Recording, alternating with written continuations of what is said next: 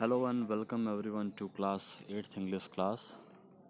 So in this video we will cover up the last part of this chapter 11, the cub.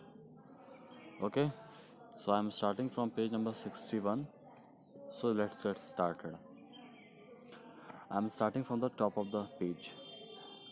So in the previous video we learned that how father and the son were fighting and how they were wrestling in a fashionable way, and how their mother, means the mother of the child, how she was worried when they both were wrestling with each other. So I am starting from the top of the page. The man frowned, shaking his head. So लड़ाई करने के बाद, जैसा कि पहले बताया गया कि वो जो फादर था वो नीचे ही रहा और उसके ऊपर सन था, क्योंकि सन अब ग्रो अप कर गया था। अब वो फादर से ज़्यादा स्ट्रेंथ उसके पास हो गई थी। तो जब फादर नीचे था और जब नीचे होने के बाद वो अपने आईब्रोज को सिकोड़ता है एक डिसअप्रूवल को शो करने के लिए, और उसके बाद अपने सर को हिलाता है। Still the boy knelt on him, pinning him down. और अभी भी वो बच्चा जो है अपने फादर के ऊपर दोनों घुटने को करके बैठा था और उनको जकड़ा हुआ था। Give, he said, and he tightened his grip. Give, वो कहता है बॉय कि कोई मूव दीजिए। वो इस बात को फादर से कहता है कि नाउ गिव योर मूव, आगे की अपनी मूव दीजिए, और उसके साथ ही साथ वो अपनी पकड़ को और ज़्यादा टाइट कर देता है। All at once his father began to laugh silently, his shoulders shaking. और जब उसका बच्चा उसे बोलता है कि फादर आप मूव दीजिए, तो फादर जो है वो हंसने लगता है और धीरे धीरे अपने शोल्डर्स को, हंसी की वजह से उसके शोल्डर्स जो है वो शेक कर रहे होते हैं। The boy felt his mother's finger tugging fiercely at his shoulders. Let him up, she said, let him up. और जो मदर थी उसकी, वो अपने बच्चे के शोल्डर पे बार बार धक्का दे रही थी, एक तरीके से रिपीटेडली पुश कर रही थी और कह रही थी कि जाने दो, जाने दो। The boy look down at his father. Give up. His father stopped laughing but his eyes were still wet. Okay, he said, I give. तो जब मदर कहती है कि छोड़ दो, तो फादर जो है अपने बॉय जो है वो अपने फादर की तरफ देखता है और कहता है कि फादर छोड़ दूं आपको।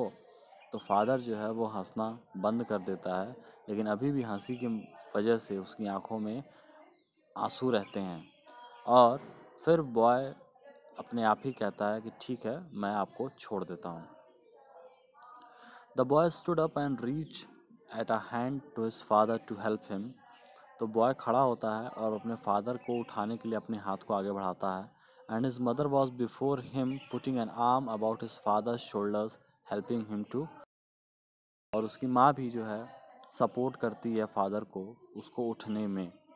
They stood together and looked at him, his father grinning gamely, his mother was baffled, pain in her eyes.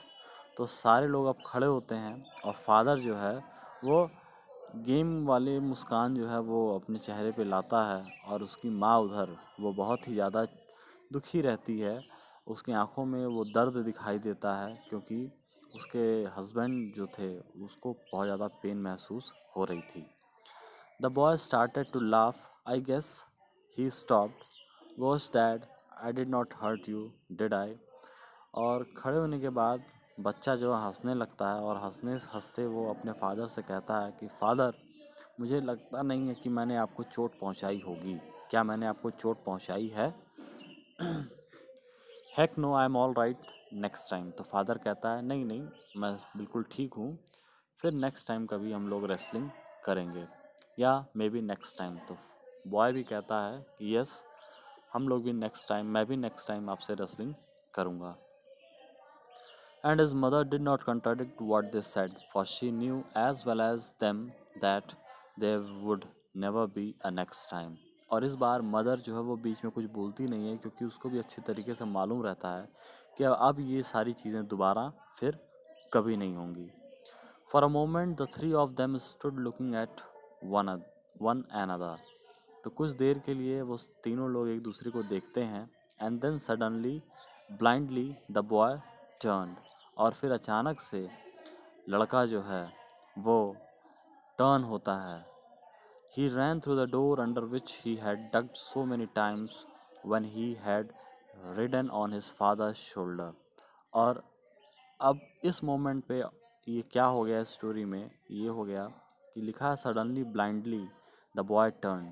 अब यहाँ पे ये बताया जा रहा है कि अभी ये लड़का जो है ये सारी चीज़ें अपने आँखों के सामने एज अ मेमोरी सोच रहा था.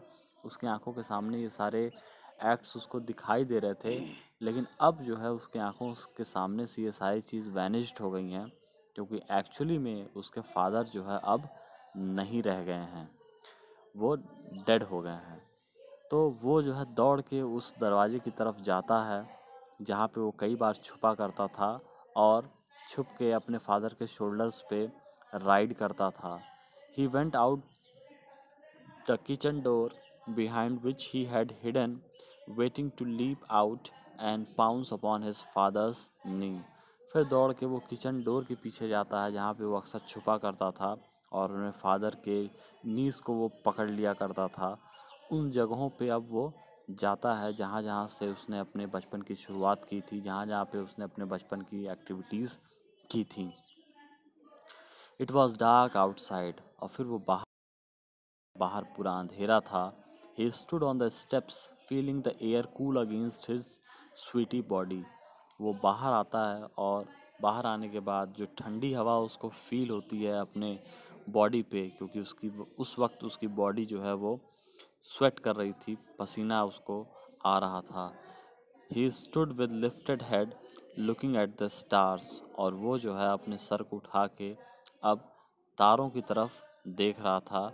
और देखते देखते and then he could not see them because of the tears that burned his eyes and ran down his cheeks.